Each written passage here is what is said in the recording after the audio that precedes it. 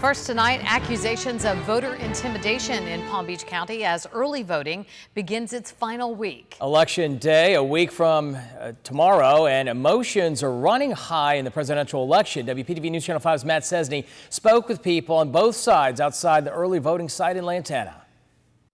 Absolutely, I think it's intimidating. George CIMBALLA was describing his experience while waiting in line to vote at the library in Lantana. And then this happened. I'm not going to argue with you because you see what we're looking at, right?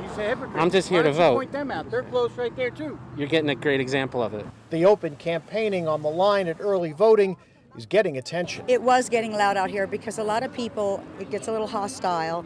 As you can tell, there's two different parties and people have their passion about what they believe. Cindy FALCO DICORRADO was here making a pitch for Republicans and not intimidating anyone, she says.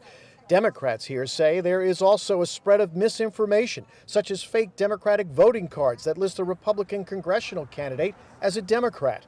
Luis Garcia, a Biden supporter, considers what is happening intimidation, especially, he says, when some are not wearing masks. This is how they do it. They come up, and when they get interviewed, we're very polite, and we're not standing behind them for holding Biden signs or flags. This is the issue with how divisive these folks are. Garcia says the Lantana location is one of many where the shouting is getting too loud. There are strict rules about open campaigning within 150 feet of a voting location, and Supervisor of Elections, Wendy Sartory says she takes the complaints seriously. We've called the parties, we've talked to parties on both sides and told them about some of the issues we're hearing, because we're getting calls from both sides about both sides. And so we're trying to make sure that everybody's on the same page and making sure everybody understands the rules. The Palm Beach County State Attorney and the Sheriff have also issued warnings about voter intimidation. The election supervisor here says she intends to place more election staff here and elsewhere to try and keep the peace.